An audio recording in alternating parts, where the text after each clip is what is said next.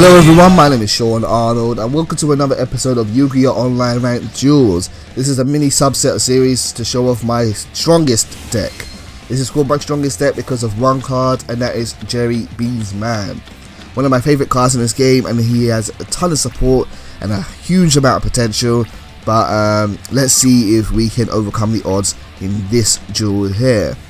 In my first two duels I did a trading episode, and then I did him fighting against the Vampire Evil, but now we are going to see if he has what it takes to be a true hero.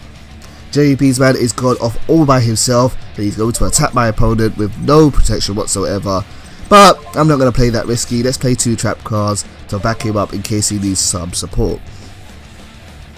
I'm playing against Seabass2963 QC, and let's see what he has here, or what he's able to do in this turn coming up. I'm pretty much going to guess what he's playing here. I'm going to guess Masked Heroes because of his icon. Pretty much everyone that plays Masked Heroes, including myself, uses that icon of Jade and Yuki. But hey, it is what it is. So my opponent summons Elemental Hero Shadow Mist and then plays Masked Change. Masked Change is going to send Elemental Hero Shadow Mist to the graveyard and allow him to summon Masked Hero Anki. Masked Hero Anki is a big bad boy monster and could be a bit of a trouble for my deck, but fortunately I have Bottomless Trap Hole, and Bottomless Trap Hole is going to try and destroy and banish that card. And with Masked Hero Anki out of the way, that kind of gets rid of the threat. However, that's not going to stop the momentum for Seabass's deck, because when Shadow Mist is sent to the graveyard, he gets to add one Elemental Hero monster from his deck to his hand, constantly reusing resources here. Masked Heroes are really great at managing their hand and field count, and they can be a bit of a problem for that. That's okay. I have Bean Soldier, and Bean Soldier is obviously going to just attack right now, and he's going to do some wicked damage to my opponent. And unfortunately we ran into Mirror Force. I really regret at this point not being able to run into Zenmaines, but there was something which I didn't realise before I started playing this. I actually thought Bean Soldier was a level 3 monster, and so when I summoned him and I realised I couldn't XE summon, I was like, oops, I made a mistake there. So Bean Soldier doesn't actually stay after this deck, he actually has to go after this one, but I thought it would have been fun to run him, as he goes kind of well with Jerry Beansman for obvious reasons. My opponent plays Reinforcement of the Army and adds Elemental Hero Bomberman to his hand, which means he might be planning to do some special summoning this turn, depending on what the other card in his hand is, and that is Miracle Fusion. Again, another problem card for people playing against Masked Heroes. He's going to get rid of Elemental Hero Neo Alias and Elemental Hero Shadow Mist from his graveyard, and that's going to let him bring out Elemental Hero The Shining. I did play a Shiny Heroes deck a few weeks ago. What was about 2 weeks ago now, and I was supposed to get back to improving that deck, and maybe I will in the near future, but now I have to be on the receiving end of an attack from Elemental Hero The Shining, and I need to stop him somehow. Now I don't really want to remove Elemental Hero Shining from the field, because if I do so, my opponent's going to get 2 cards from their banished pile and add them to their hand. So what I'm going to use is Fiendish Chain, and that will stop the attack and negate his effect. And now at this point, what I really need to do is build up some resources in order to make a push.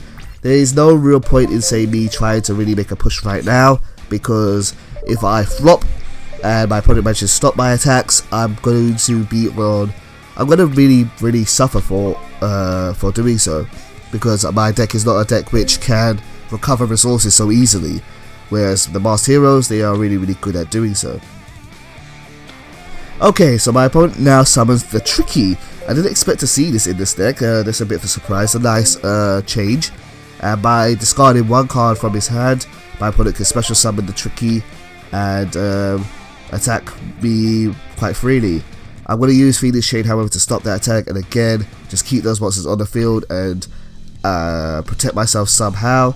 However, my opponent's now going to play Miracle Fusion again, and I think he's going to probably get rid of the cards on the field, or at least the Shining and Bubble Man from the graveyard, and allow him to special summon a brand new fresh monster, Elemental Hero Absolute Zero. Absolute Zero is a really great card. It's It's threatening in a way where it has such a strong attack. However, if it is removed from the field, it destroys all monsters on the field. So it's kind of it kind of has an insurance policy where if it fails, it will still do some damage. I'm gonna have to get rid of him somehow though, and by using Pot of Duality, I'm gonna excavate the top 3 cards of my deck and hopefully get something which is gonna be really worth using. And the card I'm gonna add from my deck to my hand is Enchanting Fitting Room. One of the key cards of this deck. I managed to use it before in a previous video, but I will show you guys what it does in the next turn, hopefully. We will see. Okay, back to Seabass's turn. Seabass has drawn a card, and let's see if he can do anything. He's just going to attack, and off goes Bean Soldier, unfortunately. And Absolute Zero is such a beast of a card, such a fun card to use, and it's really threatening right here. But I'm okay with him attacking my monster, because this turn I'm going to use Dark Hole and clear the field. So off goes my opponent's 2 monsters and one of my Feeder's Chains, and Absolute Zero is going to kick in. However, I have no monsters on the field, so it doesn't really matter anyway. Now I'm going to give up 800 life points and play Enchanted Fitting Room. And Enchanted Fitting Room is going to allow him to pick up allow me to pick up 4 cards from the top of my deck, and any level 3 or lower normal monsters I get to special summon. So first I get to special Tune Warrior, and I'm really hoping for another monster here, and I'm going to get it. Only the 1 monster, but hey, 1 is better than none, so I'm alright with that.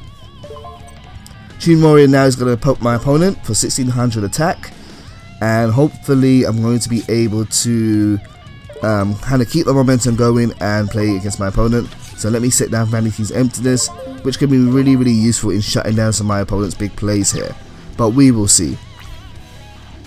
I really don't get why they limited Vanity's Emptiness. Special summoning is so broken. The idea of being able to special summon in a game like this is ridiculous. You are basically doing something for free that you are not supposed to be able to do. But you know, I don't have to worry about that until the game gets updated, which won't be until winter 2016. Anyway, my opponent plays a hero Liz and gives up half of his life points, but fortunately I have Vanity's Emptiness out on the field, and therefore he's not going to be able to special summon any monsters until he gets rid of 1 card from my field and send it to the graveyard or my deck. However, it doesn't look like he's going to be able to do that, so my opponent sets 1 card down as a monster, and he's going to end his turn. This is really my opportunity at this point to really mount the offense, but we will see what I'm able to do here. First, I drew into Attack of the Cornered Rat, so that could be really useful in the near future. However, first I've got rid of my opponent's monster using Raigeki, and he had Elemental Hero Shadow Mist. Elemental Hero Shadow Mist is going to allow him to add 1 card from his deck to his hand, 1 Elemental Hero from his deck to his hand, and I got rid of Vanity's Emptiness in the process. Maybe a bit of a bad play there, maybe I shouldn't have done that, but it is what it is and it's done now. Tune Warrior is going to attack my opponent, and that's going to leave him with 725 life points. I need just 1 attack in order to win, but if I can get that attack, we will see. My opponent still can make a big comeback here. It's what Miracle Heroes or Mars Heroes are really good at doing. So let's see what my opponent does here. He plays Elemental Hero Neo Alias. And is he going to special summon as well? No, it doesn't look like it. He's going to just attack with it and play it safe. So he's going to attack with Elemental Hero Neo Alias. And this is going to allow me to play Attack of the Cornered Rat. Attack of the Cornered Rat is a really fun card. When a level 3 or lower normal monster is attacked, I get to pay multiples of 100 life points. So I'm going to pay 1900 life points. I'm going to try and get rid of all my opponent's attack. And however many life points I play, my opponent's monster's attack is reduced by. So now Elemental Hero Neo Alias has no attack, and I have all the attack, and I managed to win and beat my opponent there. So that's been the end of the video there, guys. Thank you for watching as always, and I think Jerry Beansman has managed to prove that he can be a real hero, however unassuming he looks. Anyway, hopefully you've enjoyed this little mini series of one of my favorite decks in the game, and hopefully you'll look forward to the next deck that I make. If you have any requests, please do say, and I will try my best to make them with, as an entertaining video as much as possible. Anyway, that's enough waffle from me. Much love, take care, and goodbye.